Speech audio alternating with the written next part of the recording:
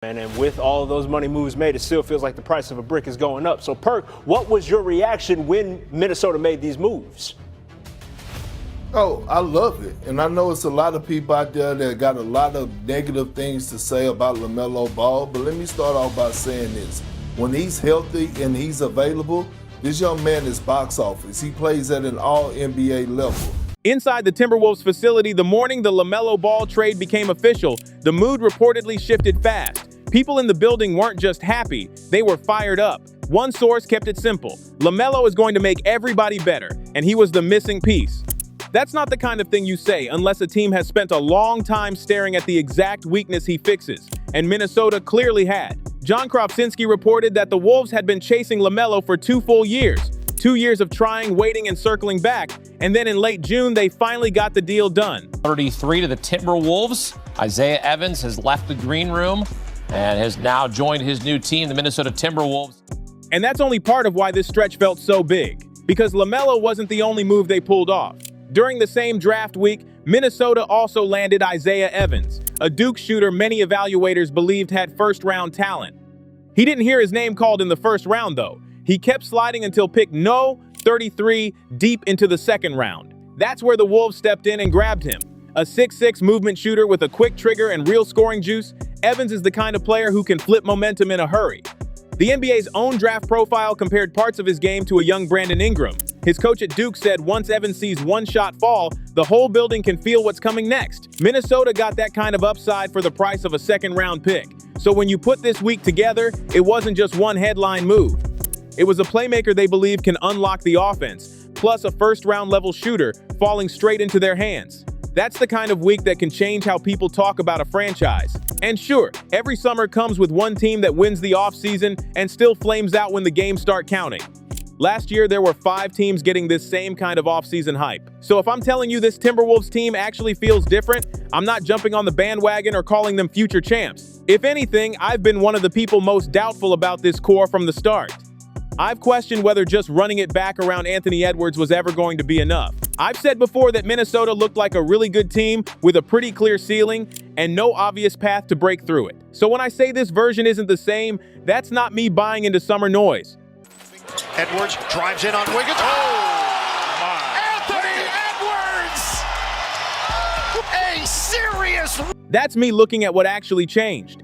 And the more I dug into it, the more it started to feel like this front office may have had a bigger plan than I gave them credit for. Because when you really break down what Minnesota did this offseason, 3 things stand out, and none of them are just, they added a star. There's a major sacrifice at the top of the roster that contenders almost never make. There's a structural flaw that wrecked their season 3 straight years, and they finally addressed it. And then there's what all of that could open up for Anthony Edwards. By the end of this, the big point should be clear. This Timberwolves team is built differently from the versions that came before it. Not just different on paper, but different in the ways that matter once the playoffs get serious. To see why, you have to go back to the night their season ended. Minnesota had just been knocked out by the Spurs, and it was ugly. San Antonio hit them early, took control fast, and by the second half, the game was already gone. And what makes it even tougher is that Anthony Edwards was clearly not right. He was dealing with a real injury and still trying to drag himself through that series. Even with that, Minnesota still pushed the eventual Western Conference champion Spurs to 6 games. So, no, this wasn't a team that got exposed as fake contenders. This was a team that simply ran out of answers. After the final loss, Edwards sat in front of the cameras and, instead of dodging the issue, pretty much laid out the whole problem himself. He talked about the team needing to listen better, about building championship habits during the regular season instead of trying to flip a switch in the playoffs, and about a group that kept trying to handle everything on its own. At the time, that quote got treated like post-game frustration, and that was understandable. It sounded like a star blowing off steam after a season-ending loss. But looking back, it reads a lot differently. It sounds like a top 5 player telling the front office exactly what was broken. The issue was never a lack of talent. Minnesota had plenty of talent. The real problem was the way the roster functioned. Edwards is one of the best scorers in basketball, period. Last season, he put up 28.8 points per game, drilled 320 threes, and became the youngest player in NBA history to hit 1,000 career threes. He's a superstar by every standard. But every spring, the same questions kept hanging over Minnesota. Who runs the offense when Edwards goes to the bench? And who sets him up when playoff defenses load up on him and force somebody else to make a play? And the brutal answer was nobody. That was the problem. Nobody. You could see it all over that last series. Edwards would still get his numbers, but too much of the offense turned into him taking one difficult shot after another, while the other team kept generating clean looks inside the rhythm of its offense. And the worst part is, this wasn't some new issue that suddenly showed up. Minnesota made the Western Conference Finals in back-to-back seasons, in 2024 and 2025, and both runs crashed for basically the same reason. When the series got tight, a more complete star with more support ended up winning the matchup against Ant. In 2024, it was Luka Doncic, who beat him in the conference finals while stuffing the stat sheet across the board. In 2025, it was Shai Gilgeous-Alexander and a deeper Thunder team that kept sending bodies at Edwards, wave after wave, with no second creator on Minnesota's side to make them pay for it. Then this past season came the step back, a second-round exit against the Spurs. Different round, same message. Edwards was great, and it still didn't matter, because one player going nuclear can only carry you so far when the other side is better built from top to bottom. That's not a shot at Edwards. That's what happens when a roster has one elite creator and then a bunch of complementary pieces around him. NBA history has shown that lesson over and over again. One star and a strong supporting cast can get you deep into the fight. It usually doesn't get you all the way through it. The Lakers learned it, the Blazers learned it. Half the league has a graveyard full of 5-0 win teams that hit round 2 or the conference finals and went nowhere because they never found that second engine. Minnesota had been standing at that same wall for 3 straight years, and this summer, the front office finally stopped pretending patience alone would fix it. There was even a point this offseason when the conversation started drifting toward Edwards himself. Every summer needs a new storyline. And once Giannis got moved to Miami, the noise picked up around whether Minnesota's franchise player might one day start looking around too. The way other stars have when the support around them stopped being enough. People close to Edwards shut that down, and by all accounts, he still sees himself as the long-term face of the Timberwolves. But the fact that the talk showed up at all tells you how much pressure had built around this team. Put yourself in Ant's spot for a second. 2 years ago, the Wolves moved Karl-Anthony Towns, his all-star running mate, to get under the apron. This past June, Edwards had to watch the same Karl-Anthony Towns celebrate an NBA title in New York. His former co-star got the ring, and Ant didn't. And Edwards hasn't been shy about where he stands. He wants to win, and he wants to win now. When a player at that level keeps slamming into the same wall, while other stars keep moving ahead, eventually the franchise has to make a choice. Keep hoping, or start changing the roster. Minnesota chose to change it. And the first reason this offseason stands out is the sacrifice, because this is the kind of move contenders almost never make. It started on draft eve with a deal that, at first glance, looked like a step backward. The Wolves sent Julius Randle to Brooklyn, along with the 28th pick, and dropped back to no 33. On the surface, that looks rough. An all-star caliber forward gone, and the return is a second-round pick. But this wasn't really about the court. It was financial surgery. Randle was owed more than $33 million, and by moving him through a deal involving teams with major cap space, Minnesota wiped that money off the books without taking back guaranteed salary. That one move pushed them far below the tax line, got them out from under the apron, and gave them room to make a much bigger swing. Around that same stretch, they also locked in guard Ayo Dosunmu on a long-term deal. The front office was setting the board, even if the full plan wasn't obvious yet. Then came the part that really stung. To land LaMelo Ball, Minnesota had to give up Naz Reid, not just a valuable big, but a fan favorite, a Sixth Man of the Year winner, and one of the most loved players in the city. They sent him to Charlotte with a heavy package attached, an unprotected 2033 first-round pick, swap rights in 2028, 2029, and 2030, plus a stack of second-rounders on top. That's the brutal part of the deal, and honestly, that's exactly why it matters. Teams that are comfortable with their ceiling do not trade away a beloved rotation piece and attach an unprotected first-round pick that far into the future. You only make that kind of move when you've looked at your situation honestly and decided the window is open right now, and you're done waiting for something to magically change.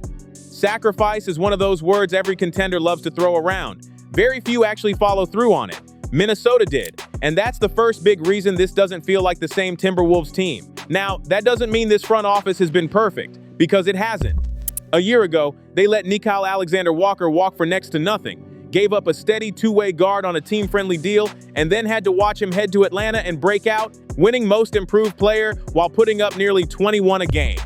Instead, they chose to keep paying Julius Randle. That was a miss, and a costly one, because Alexander Walker was exactly the kind of low-cost help Edwards badly needed around him. But that's also part of why the LaMelo move carries so much weight. This is a front office that knows it doesn't have room for another mistake, and it just took its biggest swing yet, trying to make up for the ones that already hurt them. Now get to the second reason this changes everything. They finally addressed the issue that kept wrecking their playoff runs, because the offense was never going to repair itself. Edwards could score with anybody, and he did. But every time Minnesota needed a half-court basket against a locked-in playoff defense, every time the pace slowed down and the ball got forced out of Ant's hands, the whole offense started to choke. They didn't have a second engine. They didn't have another creator defenses actually feared when Edwards sat or got trapped. For years, that was the weakness scouts kept circling, and every postseason, it came back to punish them. LaMelo Ball is the clearest answer they've had to that problem. And for anybody who hasn't followed him closely, here's the key part. He stayed healthy last season, and for the first time in a while, you got a full look at what he can do. He averaged 20.1 points, 7.1 assists, and 4.8 rebounds across 72 games on a bad Charlotte team, and that assist number is where this really starts.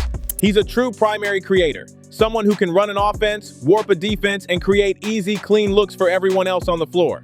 He's exactly the kind of player Minnesota has been missing, and that's why their offense used to disappear the second Edwards went to the bench or got trapped by multiple defenders. LaMelo was the third pick in the 2020 draft. Edwards went first in that same class. Now the no 1 and no 3 picks from one of the strongest drafts in recent memory are sharing the same backcourt. And think about how badly Minnesota wanted this. The Wolves had been chasing LaMelo for 2 full years, so when they finally got him, the reaction inside the building wasn't some quiet, careful optimism. It was real excitement. One source called him the missing piece, the player who makes everybody better. That's not how teams talk about some extra luxury piece you add because you can. That's how you talk about the answer to a problem that has followed you through 3 straight playoff exits. LaMelo's scoring dropped last season from around 25 a game down to 20.1. On the surface, that can look like a step backward, but the context matters. He played fewer minutes and took fewer shots because Charlotte was trying to give its younger players room to grow. That's not a decline. If anything, it's a ball-dominant guard showing he can scale things back and still function within the bigger picture, which is exactly what you want to hear before pairing him with another star who also needs touches. There's a real case that this won't turn into some awkward fight over control. It could be the opposite, a creator who has already shown he can sacrifice usage, stepping into a team where Edwards is clearly the centerpiece. And here's the part I think people are going to overlook. What broke Minnesota in the playoffs wasn't the first quarter, it was the fourth. It was those half-court possessions late in games, when the defense knew exactly where the ball was going. Everybody in the arena knew it, and the offense still had no other answer once Ant got crowded. That's the exact kind of situation a creator like LaMelo is built for. A player who can get to his spots, bend the defense, and manufacture a clean look when the shot clock is dying and the arena is losing its mind. Minnesota didn't just add another scorer for the sake of it. They added the exact skill their offense kept losing in the biggest moments of the season, and that's the second reason this doesn't look like the same Timberwolves team. Now this is where the pushback comes in, and it's a fair one. LaMelo Ball is not a good defender. That's not some cheap shot, it's just the reality. The advanced numbers love him as an offensive creator and, at the same time, paint him as one of the weaker individual defenders among starting guards. And Anthony Edwards, for all his physical tools, has his own defensive lapses. He gambles, loses focus, and is graded out below where a player with his ability probably should. So the concern makes sense. You put LaMelo and Ant in the same backcourt, and maybe the offense explodes, but does Minnesota suddenly turn into a team that has to win every game 125 to 120? When the playoffs tighten up, can this group actually get the stops it needs? That's where this starts to look less like a reckless swing and more like an actual plan, because Minnesota didn't rip apart its defense to make the trade. Jaden McDaniels is still there, and he's one of the best perimeter defenders in the league, the guy who takes the hardest assignment every night. Rudy Gobert is still there too, a 4-time Defensive Player of the Year who made first-team All-Defense again last season. And the fact that Gobert stayed out of this deal might be one of the most important details in the whole move. We've already seen over and over that his presence is what holds this defense together. Add in Ayo Dosunmu, another guard who can actually defend his position, and the backbone of the defense didn't disappear. If anything, It stayed intact while the offense finally got upgraded. But here's the bigger point, and it's the part that should ease some of the panic. Minnesota has already made deep playoff runs with a weak defensive point guard in the starting lineup. During those Western Conference Finals runs in 2024 and 2025, Mike Conley was their starting point guard. And by that stage of his career, he had become a defensive target. He had lost a step. Staying in front of people was a real problem for him, and by that stage, he was mostly out there to organize the offense, settle the group down, and bring veteran experience, not to put pressure on defenses as a scorer. In those playoff runs, his scoring impact was limited, and Minnesota still made the conference finals with that kind of defensive weakness sitting at point guard. So now look at what they've done with that same spot. Instead of an aging Mike Conley, they're plugging in a 4-year-old all-star creator who's just entering his prime. That's not introducing some brand new defensive issue they've never dealt with before. It's taking a position they were already willing to protect defensively and turning it into a real offensive weapon. When you look at it like that, the panic over the defense starts to lose some volume. And while we're handing out credit, Tim Connolly deserves a real spotlight here, because this is the part people are skating past. Minnesota's president of basketball operations didn't just make one flashy trade and call it a day. He built a sequence. First, he turned Randle's contract into cap flexibility. Then he used that flexibility to go get a star. He managed to keep the defensive identity of the team in place while overhauling the offensive structure around it. He identified the exact weakness that had been killing Minnesota every postseason, mapped out a multi-step fix for it, and then actually executed the whole thing in a matter of days. A lot of front offices can identify what a roster is missing. That part isn't hard. The hard part is getting every move lined up, making the money work, keeping the right pieces, and closing the deal before the opportunity disappears. Connolly did all of that, and he hasn't gotten nearly enough credit for how precise the whole operation was. So now the sacrifice has been made, and the biggest flaw on the roster has finally been addressed. That brings us to the third reason this team feels different. Because the most important thing Minnesota did this summer wasn't just adding another star to the lineup. What Minnesota really changed this summer was the burden Anthony Edwards has carried every night of his career. For years, he had to be everything at once. The engine, the shot creator, the closer, the bailout option, all of it. If the offense stalled, it was on him to save it, because there was nobody else on the roster who could consistently take over those responsibilities. Now look at the projected starting group. LaMelo Ball and Edwards in the backcourt, Ayo Dosunmu alongside them, Jaden McDaniels at the forward spot, and Rudy Gobert in the middle. And don't overlook Dosunmu in that lineup. Minnesota used a big chunk of the flexibility created by the Randle move to bring him back on a 5-year, $112 million deal. That number sounds huge at first, but in the mid, 2-0s per year for a 26-year-old two-way guard entering his prime, it's a very reasonable bet. Dosunmu defends, moves the ball, competes, and fits the kind of identity this team wants to have. Put that all together, and the starting five starts to make real sense. You've got two high-level shot creators, a legitimate point-of-attack defender in Dosunmu, a wing stopper in McDaniels, and Gobert still cleaning everything up behind them. And that's where this really changes life for Edwards. When LaMelo is on the floor, bending the defense and forcing help to move, Edwards no longer has to build every possession from nothing. He gets to operate next to an actual playmaker. He gets to attack a defense that's already shifting instead of one that's fully loaded up and waiting for him. And on the nights when his jumper isn't there, the offense doesn't have to fall apart with him. There's finally another creator who can keep the whole thing moving. The old versions of this team gave Edwards talent around him. This version gives him structure, role players with clear jobs, a co-star who can pull pressure off him, and an offense that doesn't depend on one player making something out of nothing every trip down. And the depth doesn't stop with the starting lineup. Remember Isaiah Evans, the shooter Minnesota grabbed at number 33? He comes off the bench, and on paper he looks like exactly the kind of microwave scorer every second unit wants, the kind of rookie who can check in and heat up fast. Of course, he still has to prove it at the NBA level, and most rookies don't show up fully ready from day one. But when a player many evaluators saw as first-round talent is your bench shooter, that says a lot about how far the roster has come. That's the gap between a team hoping to survive the postseason and a team trying to win deep into the spring. And that's the third reason this doesn't feel like the same Timberwolves team. Now, I do want to be fair here, because it would be lazy to sell only the upside and ignore the risk. There are still three major questions hanging over this group, and the answers to those questions will decide whether Minnesota becomes a real contender or ends up as one more offseason cautionary tale. The first question is fit. LaMelo is a gifted offensive player, but he's spent his whole career as the centerpiece on losing teams, with the ball in his hands almost all the time.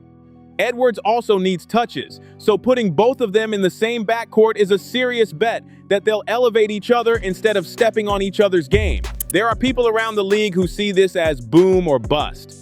They look at the defense in a three-guard setup, they wonder whether habits built on bad teams carry over to winning basketball in May, and they question whether LaMelo can really adjust when the stakes get serious. Those concerns are not made up, but there is a real counter to them.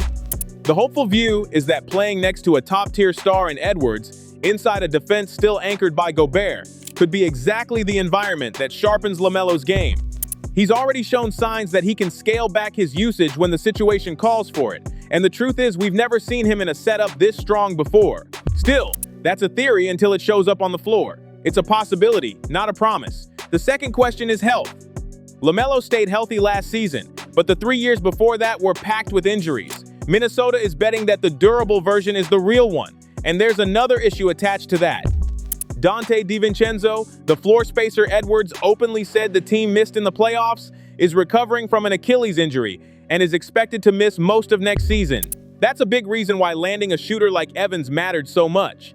Minnesota needed some way to replace the spacing it lost, and a rookie gunner is at least one path toward doing that. But there's still a real limit to how much you can ask from a second-round rookie right away. Counting on Evans to soak up a major chunk of DiVincenzo's role is a serious gamble, and losing that spacing for most of a season still tightens the margin for error around this new backcourt. The third question is the unfinished roster and the conference waiting for them. Moving Randle and Reed left Minnesota without a true power forward, and league sources say they're still looking for one through trade exceptions, or the mid-level market. So this roster probably isn't even done yet, and that matters, because none of these moves exist in a vacuum.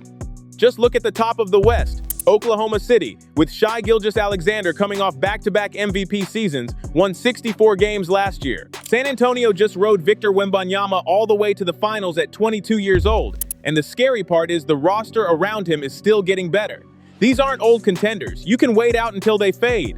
Their young power is still climbing. So Minnesota didn't just need to improve a little. They needed to close the gap on two teams that are rising too, and maybe even faster. That's the real challenge sitting in front of them. The Edwards-LaMelo gamble only matters if it gives them enough to beat teams like that, and right now, nobody can say for sure that it will. But this is why the Timberwolves feel different anyway. They found the exact weakness that kept wrecking their seasons, and they paid a real price to fix it. They turned salary into flexibility, flexibility into a star, kept the defensive backbone in place, and still added shooting on top of it. Whether you love every part of the plan or not, the direction is obvious. Every move points straight at the problem that had been holding them back. That's not panic, that's conviction. And when a front office shows that kind of conviction and actually pulls it off this cleanly, that's when a team stops looking stuck and starts looking dangerous. So this is where Minnesota stands now. Anthony Edwards finally has a real second star next to him. The defensive core is still intact. The roster has more shooting. And the front office just pushed all its chips toward the middle. That doesn't make the Wolves the clear favorite in a brutal Western Conference, and I'm not going to pretend otherwise. But a trip to the Western Conference Finals doesn't feel like the absolute ceiling anymore. It feels more like the level they expect to reach while chasing something bigger. And underneath all of this is the part that matters most for the franchise. Minnesota isn't one of those glamorous markets that wins free agency bidding wars. If you want a generational player like Anthony Edwards to spend his whole career there, you have to build a contender around him before he ever has a reason to wonder what else is out there. Right now, Ant is still happy because the team keeps getting close. This LaMelo trade is Minnesota's answer to the quiet fear that hangs over every small market franchise. The fear that one day, close stops being enough. If they got this move right, it won't just be remembered as the trade that raised their playoff ceiling. It could end up being the move that kept Anthony Edwards in Minnesota and gave this franchise its first championship. And that's what makes the real test so obvious. It's not just about looking better on paper in July. It's about what happens when Minnesota sees Oklahoma City or San Antonio again in the spring, the same two teams that have already slammed the door on them. So now the question is simple. Can an Edwards-LaMelo backcourt actually get past those teams when it matters most? Or is this one of those pairings that sounds better in June than it looks in May? Let me know what you think in the comments. And if you enjoyed the video, make sure to like, share, and subscribe to Ball Stories. Peace.